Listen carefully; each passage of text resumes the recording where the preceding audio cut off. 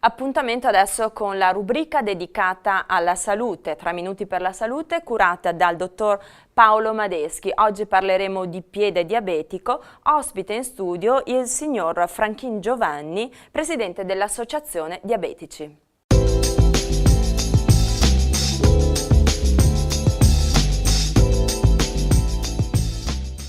Bentornati a una nuova puntata di 3 minuti per la tua salute, la trasmissione di Videosan che si occupa dei problemi della salute del territorio. Oggi abbiamo ospite, l'avevamo già presentato qualche mese fa, il signor Giovanni Franchin, che è presidente dell'Associazione Diabetici del Basso Piave, ma è anche il coordinatore di tutte le associazioni dei diabetici della Regione Veneta. Ecco, è qui perché vogliamo che ci illustri un'iniziativa nata dalla sua associazione riguardo a un motivo di prevenzione, la prevenzione delle complicanze del piede diabetico. Un saluto a tutti i telespettatori, io sono appunto il presidente dell'Associazione Diabetici Basso Piave e abbiamo pensato di fare una prevenzione al piede diabetico. Questa iniziativa è frutto di una collaborazione fra l'associazione, la ASL di San Donà di Piave, con il direttore Bramezza, direttore generale, dottor Carlo Bramezza, che ha portato avanti questa iniziativa, soprattutto anche lui l'ha voluta, e i podologi, l'associazione Podologi italiana. Che erano presenti. Ed è venuto proprio il suo maggiore esponente, il professor Mauro Montesi. Sì, che da Roma, che viene con viene. la sua equipe. Ecco, perché a Roma c'è la scuola universitaria dei podologi. Dei podologi, sì.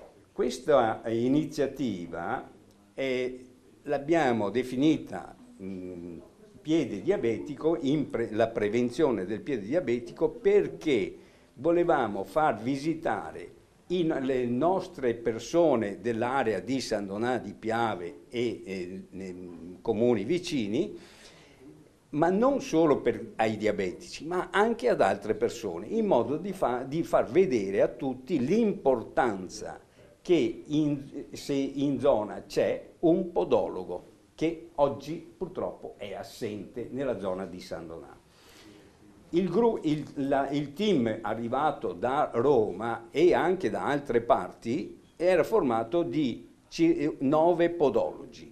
Abbiamo utilizzato 4 ambulatori della diabetologia, la diabetologa dottoressa Carmela Vinci, che è sempre stata presente a tutte le visite, girava fra un ambulatorio e l'altro per vedere e anche per capire e recepire quello che facevano i podologi. Certo. E hanno visitato oltre 160 persone. Bisogna dire che erano anche visite gratuite. Erano tutte visite gratuite. Proprio per far capire alla gente questo problema della prevenzione. Per di più, diciamo, grazie al dottor Moretto di Treviso, podologo che lavora a Treviso, che ha portato determinati materiali e ha fatto anche vedere come sono le ortesi. Cioè sono delle,